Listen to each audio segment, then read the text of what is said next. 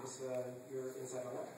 Well, I'll speak about from our vantage point in our game, particularly that we're in the process of building. That we have a private beta right now. We drive monetization across the game and the platform that we're building in a number of different ways.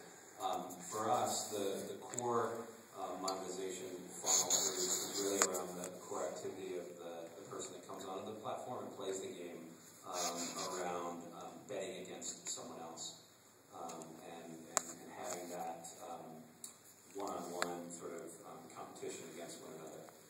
Some of the other drivers for us and funnels for us are around missions that are baked within the game and some of the mechanics within the game to keep people engaged in the game, as well as gifting through virtual currency and sharing particularly.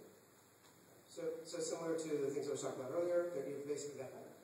You've basically got a couple different ways. In social media, essentially you start with, first and foremost, you've got the acquisition funnel, which is your advertising. Your cost for acquiring a customer, you need to watch that very closely.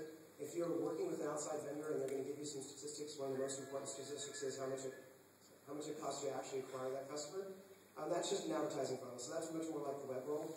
The most important one in social media is the word social. Actually, everything about social media, if it's not social, it's not social media. So people who say, well, I'm after this social media campaign and it's about getting people to talk about our products to other people. If you don't give them a reason, it's just not going to work. It has to be social. So the second funnel you want to look at is how viral, as another way of looking at it, another word for it, how much does it take, or how much of my effort or energy or money internally does it take for me to acquire a customer? How much noise do my customers have to make to acquire more customers? So looking at those virality channels, very, very important way to look at your business. And then finally, just engagement. Engagement in itself is a funnel, and I think a lot of people miss that. If I can get a person to come back every single day, I don't have to get another person to replace them. Right? So it's a kind of, not counterintuitive necessarily, but it's something that you miss pretty quickly, is you can't really churn through people. One of the criticisms of Zynga in the early days was they're just churning through people. They're just advertising a lot, using viral stuff, and they don't really keep anybody. Everybody gives them a couple of pennies, they go away. It's not the case at all. It's not the case of any social media game that's successful. They're successful because they keep people, not because they throw them away. They make a lot of balances, and you have to fish wide to get, especially if you've already bet in your launch, and you have to go really wide to try to gather people. So you might start losing, you might see your advertising efficacy go down. But if you're not holding on to your own customers, you're going to die really, really fast. And it's also why most games have a curve where they start to decline toward, they peak out and they start to decline. That's just a sign that they're not being able to, A, hold on to the customers they have as well as they should, or B, probably, not getting those customers to tell more of their friends to play.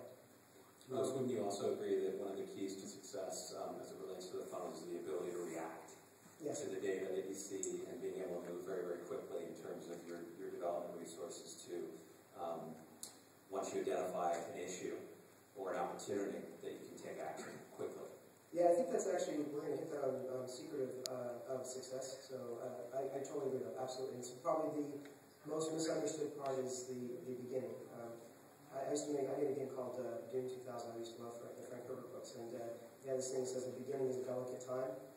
Nothing is more true in social media than the beginning is a delicate time. It's a fragile time. So the next question, I want to kind of hit all of these. So head-to-head wagering for Facebook games. How do social gamers challenge friends, wager, and win virtual currency? And although I probably should take that one for bouncing back and forth, I'm going to give that back to you because that's really kind of right down your alley. So that's what we're doing, as I mentioned before, in our game, is trying to pit users against one another. Trying to make it truly social. It very much is a platform around sports betting where peers bet against other peers. You don't have to be friends with them. You can friend people within our game.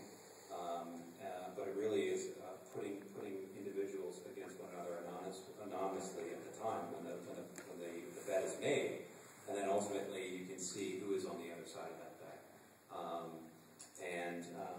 was the other part of the question? Yeah, how do social gamers challenge friends, wager, and win virtual currency? Yeah, I mean, ours is really around wagering. I'm not sure I don't know personally how other games are doing it from the standpoint of challenging friends. I guess Words with Friends is probably a good example of that, where you're able to play your friends and engage them in a game. And I'm sure there's a ton of other games out there. Personally, I don't have a lot of visibility into those games or businesses. Yeah, I think that I'll build a little bit on that, but absolutely true.